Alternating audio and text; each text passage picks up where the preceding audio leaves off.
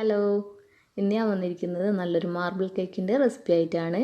ഈ ഒരു marble cake ഉണ്ടാക്കാൻ വേണ്ടിയിട്ട് നമ്മളിവിടെ ഓവനോ കുക്കറോ അതേപോലെ നോൺ സ്റ്റിക്കിൻ്റെ പാനോ ഒന്നും തന്നെ ഉപയോഗിക്കുന്നില്ല. പിന്നെ ഇതിലോട്ട് ബേക്കിംഗ് ടൂൾസ് ഒന്നും ആവശ്യമില്ല, അളവ് പാത്രങ്ങളൊന്നും ആവശ്യമില്ല. നമ്മൾ വീട്ടിലുള്ള സാധാരണ പാത്രം വെച്ചിട്ട് തന്നെ നമുക്കിത് ചെയ്തെടുക്കാൻ പറ്റും. നല്ലൊരു സോഫ്റ്റ് ആയിട്ടുള്ള നല്ല യമ്മി ആയിട്ടുള്ള ഈ ഒരു മാർബിൾ കേക്ക് എങ്ങനെയാണ് ഉണ്ടാക്കിയെടുക്കാൻ നോക്കാം നമുക്ക്. അപ്പോൾ അതിന് മുന്നേ ആയിട്ട് നിങ്ങൾ ആരെങ്കിലും ചാനൽ സബ്സ്ക്രൈബ് ചെയ്യാതെ കാണുന്നുണ്ടെങ്കിൽ സബ്സ്ക്രൈബ് ബട്ടൺ ഒന്ന് പ്രസ് ചെയ്യാം കേട്ടോ. അപ്പോൾ ഒരു ബെല്ലൈക്കണും കാണും, ആ ബെല്ലൈക്കണും കൂടെ ഒന്ന് പ്രസ് ചെയ്ത് വെക്കുക കേട്ടോ. അപ്പോൾ നമുക്ക് വീഡിയോയിലോട്ട് പോകാം. അപ്പോൾ നമുക്ക് ആദ്യം തന്നെ ഈ ഒരു ഗ്ലാസ്സിൽ മൈദ എടുക്കാം. അപ്പോൾ ഞാൻ ഒരു ഗ്ലാസ് മൈദയാണ് എടുത്തിട്ടുള്ളത്. നമ്മൾ സാധാരണ വീട്ടിലൊക്കെയുള്ള ഈ ഒരു ഗ്ലാസ് നമുക്ക് ചാക്കൊക്കെ എടുക്കുന്ന ആ ഒരു ഗ്ലാസ്സാണ് എടുത്തിട്ടുള്ളത്. അപ്പോൾ അതിലോട്ട് 1 ടീസ്പൂൺ ബേക്കിംഗ് പൗഡറും ഒരു പിഞ്ച് ബേക്കിംഗ് സോഡ, ഒരു പിഞ്ച് ഉപ്പും കൂടെ ചേർത്ത് നന്നായിട്ടൊന്ന് അരിച്ചെടുക്കുക. അപ്പോൾ ഈ ഒരു മൈദ നമുക്ക് 3 വട്ടമായിട്ട് അരിച്ചെടുക്കുക, അല്ലെങ്കിൽ നന്നായിട്ട് ഇതൊന്ന് മിക്സ് ചെയ്തെടുത്താലും മതി. ഇനി ഇതൊന്ന് മാറ്റി വെക്കാം. ഇനി നമ്മൾ ഈ കേക്ക് ചെയ്യാൻ പോകുന്നത് മിക്സിയിലാണ്. അപ്പോൾ അതിന് വേണ്ടിയിട്ടൊരു നനവൊന്നും ഇല്ലാത്ത, ഒട്ടും നനവ് പാടില്ലാത്ത ഒരു മിക്സി എടുക്കുക. അതിലോട്ട് 3 മുട്ട പൊട്ടിച്ച് വെച്ചിട്ടുണ്ട്. അതിലോട്ട് 1 ടീസ്പൂൺ വാനില എസൻസും കൂടെ ചേർത്ത് കൊടുക്കുക. പിന്നെ നമുക്ക് മധുരത്തിന് ആവശ്യമായിട്ടുള്ള പഞ്ചസാര ചേർക്കണം. അപ്പോൾ നമ്മൾ മൈദ എടുത്ത ആ സെയിം ഗ്ലാസ്സിൽ തന്നെ 1/4 ഗ്ലാസ് പഞ്ചസാര ഇട്ട് കൊടുക്കുക. എന്നിട്ട് ഇതൊന്ന് നന്നായിട്ടൊന്ന് അടിച്ചെടുക്കുക. 1 മിനിറ്റോളം നന്നായിട്ടൊന്ന് അടിച്ചെടുക്കുക. അപ്പോൾ ഇത് നന്നായിട്ട് തന്നെ അടിച്ചെടുത്ത് വന്നിട്ടുണ്ട്. ഇനി ഇതിലോട്ട് നമുക്ക് മൈദ എടുത്ത ആ ഗ്ലാസ്സിൽ തന്നെ 1/4 ഗ്ലാസ് സൺഫ്ലവർ ഓയിൽ ഒഴിച്ച് കൊടുക്കുക. വെളിച്ചെണ്ണ ഒരിക്കലും യൂസ് ചെയ്യരുത്, അപ്പോൾ അതിൻ്റെ ഒരു സ്മെല്ലുണ്ടാവും. അപ്പോൾ അതുകൊണ്ടാണ് സൺഫ്ലവർ ഓയിൽ എടുക്കാൻ പറയുന്നത്. ഇതൊന്ന് നന്നായിട്ട് ജസ്റ്റ് ഒന്ന് മിക്സ് ചെയ്തെടുത്താൽ മതി. അധികം കുറേ ടൈം അടിക്കണ്ട. നമ്മൾ സൺഫ്ലവർ ഓയിൽ ഒഴിച്ച് കഴിഞ്ഞാൽ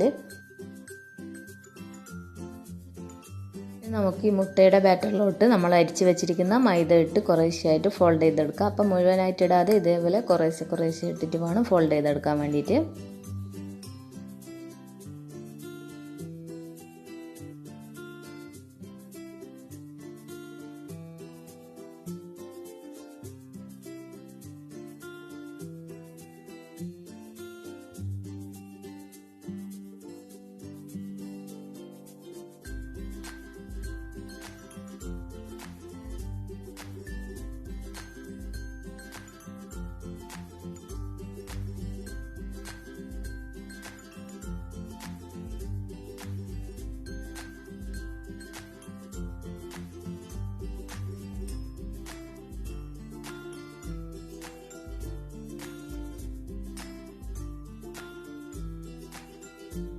അപ്പോൾ ഇത് മൈദ മൊത്തമായിട്ട് തന്നെ ഫോൾഡ് ചെയ്തെടുത്തതിന് ശേഷം നമ്മൾ ബാറ്ററി ഈ ഒരു തിക്കിലാണുള്ളത്. ഇനി നമുക്ക് ഈ ഒരു ബാറ്ററി രണ്ടാക്കിയെടുക്കണം. അപ്പോൾ ഒരേ അളവിൽ തന്നെ 2 പാത്രത്തിലോട്ടാക്കിയിട്ട് ഒഴിച്ചു കൊടുക്കുക, പകുതി ആക്കിയിട്ട്. അപ്പോൾ ഇത് ഒരു പാത്രത്തിലും ഒഴിച്ചു കൊടുത്തിട്ടുണ്ട്. അതേപോലെ നമുക്ക് രണ്ടാമത്തെ പാത്രത്തിലും ഒഴിച്ചു കൊടുക്കാം. ഇനി ഒരു ബൗളിലോട്ട് നമുക്ക് 1.5 ടീസ്പൂണോളം കൊക്കോ പൗഡർ ചേർത്ത് കൊടുക്കാം. അപ്പോൾ ഞാൻ ഈ ഒരു ടീസ്പൂണിൽ കുമിച്ചിട്ടെടുത്തുകൊണ്ടാണ് നിങ്ങൾക്ക് 1 ടീസ്പൂണായിട്ട് തോന്നിയത്. അപ്പോൾ ഇത് 1.5 ടീസ്പൂൺ തന്നെ ഇടണം, എന്നാലാണ് കറക്റ്റ് കളർ കിട്ടുള്ളൂ. അപ്പോൾ നമ്മൾ ഈ കൊക്കോ പൗഡർ ഇട്ട കാരണം കുറച്ചൊന്ന് തിക്കായിട്ടുണ്ട് നമ്മളെ ബാറ്റർ. അപ്പോൾ അതിന് വേണ്ടിയിട്ട് അതൊന്ന് കുറച്ചൊന്ന് ലൂസാകാൻ വേണ്ടിയിട്ട് നമ്മൾ റൂം ടെമ്പറേച്ചറിലുള്ള 1 ടീസ്പൂണോളം പാലും കൂടെ ചേർത്ത് കൊടുക്കുന്നുണ്ട്. അപ്പോൾ നമ്മൾ ഈ ഒരു ബാറ്ററിൻ്റെ ഒരു അളവിനനുസരിച്ച് പാൽ ഒഴിച്ച് കൊടുക്കണം. നല്ല കട്ടിയാണെങ്കിൽ പിന്നെ 1 ടീസ്പൂണും കൂടി ഒഴിച്ച് കൊടുക്കണം. അപ്പോൾ ഈ ഒരു തിക്കിലാണ് നമുക്ക് കിട്ടേണ്ടത്. അപ്പോൾ നിങ്ങൾക്ക് ഈ ഒരു തിക്കിലല്ല കിട്ടിയിട്ടുണ്ടെങ്കിൽ 1 ടീസ്പൂണും കൂടി ഒഴിച്ചിട്ട് ഈ ഒരു തിക്കിലാക്കിയെടുക്കുക. അപ്പോൾ ഞാൻ ഇങ്ങനെയുള്ളൊരു ചായപാത്രത്തിലാണ് ഇത് ചെയ്തെടുക്കുന്നത്. അപ്പോൾ അതിൽ കുറച്ച് ഓയിലൊന്ന് ഒഴിച്ച് കൊടുത്തിട്ട് നന്നായിട്ട് സ്പ്രെഡ് ചെയ്തിട്ടുണ്ട്. അതിലോട്ട് ബട്ടർ പേപ്പർ അടിഭാഗത്തായിട്ട് വെച്ച് കൊടുക്കുന്നുണ്ട്. അപ്പോൾ നിങ്ങളടുത്ത് ബട്ടർ പേപ്പർ ഇല്ലെങ്കിൽ A4 ഷീറ്റ് ഇതേപോലെ റൗണ്ടായിട്ട് കട്ട് ചെയ്തിട്ട് വെച്ച് കൊടുത്താലും മതി. പാത്രം എടുക്കുമ്പോൾ അടികട്ടിയുള്ള പാത്രം നോക്കി എടുക്കാൻ വേണ്ടി ശ്രദ്ധിക്കുക, അല്ലെങ്കിൽ പെട്ടെന്ന് തീ കയറി നമ്മളെ കേക്ക് കരിഞ്ഞ് നാശമായി പോവും. അപ്പോൾ ഇത് നമ്മൾ ഈ ഒരു പാത്രത്തിലോട്ട് ആദ്യം നമുക്ക് ഇഷ്ടമുള്ള രീതിയിൽ ഇട്ട് കൊടുക്കുക. ഞാൻ ആദ്യം തന്നെ ചോക്ലേറ്റിൻ്റെ ബാറ്ററാണ് ഇവിടെ ഒഴിച്ച് കൊടുത്തിട്ടുള്ളത്.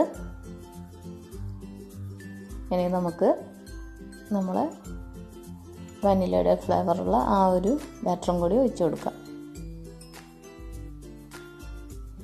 അങ്ങനെ മാറി മാറി കുറേശ്ശെയായിട്ട് നമുക്ക് വൈറ്റ് ബാറ്ററും അതേപോലെ ചോക്ലേറ്റ് ബാറ്ററും ആയിട്ട് ഇങ്ങനെ ഇടവിട്ട് ഒഴിച്ച് കൊടുക്കുക. അപ്പോൾ എൻ്റെ ഈ ഒരു പാത്രം എന്ന് വെച്ചാൽ കുറച്ച് ചെരിഞ്ഞൊരു പാത്രം ആയതുകൊണ്ട് ഒരു സൈഡിലോട്ടായിട്ടാണ് വരുന്നത്. അപ്പോൾ അതിൻ്റെ കറക്റ്റ് ഡിസൈൻ എനിക്ക് കിട്ടിയിട്ടില്ല. അപ്പോൾ നിങ്ങൾ എടുക്കുമ്പോൾ നല്ല കറക്റ്റ് റൗണ്ടിലുള്ള പാത്രം തന്നെ എടുക്കാൻ വേണ്ടി ശ്രദ്ധിക്കുക. അങ്ങനെ കറക്റ്റ് റൗണ്ടിലുള്ള പാത്രം എടുക്കാമെന്ന് വെച്ചാൽ നിങ്ങൾക്ക് നല്ല മൊഞ്ചുള്ളൊരു മാർബിൾ കേക്ക് തന്നെ ഉണ്ടാക്കിയെടുക്കാൻ പറ്റും. അപ്പോൾ ഇതൊരു സൈഡിലോട്ടായിട്ടാണ് പോകുന്നത്. അപ്പോൾ നിങ്ങൾ എടുക്കുമ്പോൾ ഞാൻ പറഞ്ഞ പോലെ നല്ലതായിട്ട് ശ്രദ്ധിച്ച് നല്ലൊരു പാത്രം തന്നെ എടുക്കുക. അപ്പോൾ ഇത് ചെറിയൊരു ചെരിവുള്ള കാരണമാണ് ഇങ്ങനെ ആയിട്ടുള്ളത്, അല്ലാതെ നല്ല ഭംഗി തന്നെ കിട്ടിയിരുന്നു.